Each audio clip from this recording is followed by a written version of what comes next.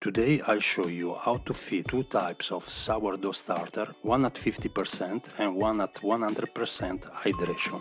My name is Stefano, and if you enjoyed today's video, don't forget to like and subscribe. By the way, if you live in Bangkok and want to try making sourdough bread at home, but you don't want to wait 15 days to start it from the beginning, leave a message in the comments. I'll be more than happy to give you some. There are two ways to manage sourdough, at room temperature or in the fridge. If you bake every day, keeping sourdough at room temperature is the best way. It means that your sourdough will be ready for use at any time. But if, like me, you bake twice a week, you're forced to keep it in the fridge, and therefore it must be reactivated. Let's start with the stiff sourdough. Take it out from the fridge and do the first feeding. Take 100 grams of sourdough and place it in a bowl. Discard the part left. Add 50 grams of water and 100 grams of flour and mix until smooth and homogeneous.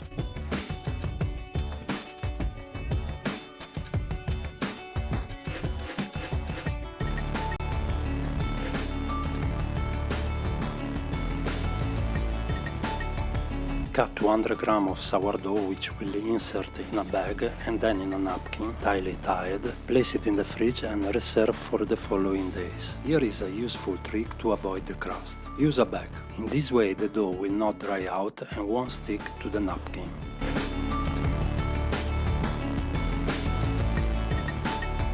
With the remaining 50 grams, we form a ball to which we'll score across and let rise cover at room temperature up to triple, usually 3 to 4 hours.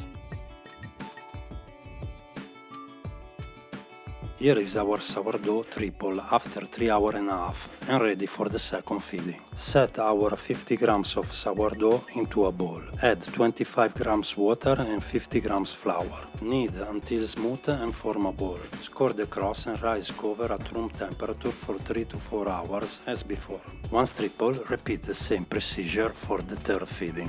For the final feeding prior to baking, add enough flour and water to use in your bread recipe. Once tripled, your starter will be strong and ready for your desired recipe. Whoop. Let's have a look to the liquid sourdough, 100% hydration. As you will see, this type of sourdough is much easier to manage and will give you less wastage. Remove the starter from the fridge, discard all but 50 grams and feed it with 50 grams water and 50 grams flour. Mix till smooth. Put it in your favorite jar and cover.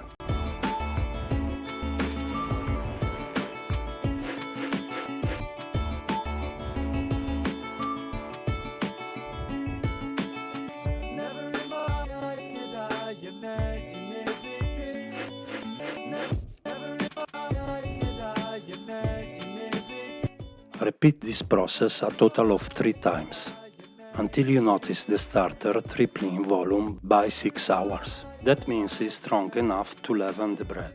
Same as before for the final feeding prior to baking, add enough flour and water to use in your recipe. Don't forget to have a little leftover to feed and maintain the starter for your next time.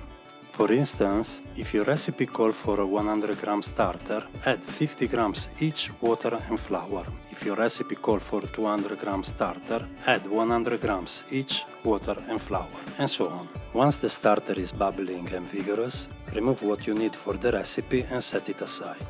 Feed the remaining starter as usual. Mix until smooth and allow the starter to work for about 2 hours at room temperature before putting back into the refrigerator. As you can see, using sourdough can lead to have a lot of waste, which is why I recently opted to go for a liquid one, as it is easier to manage in small quantity.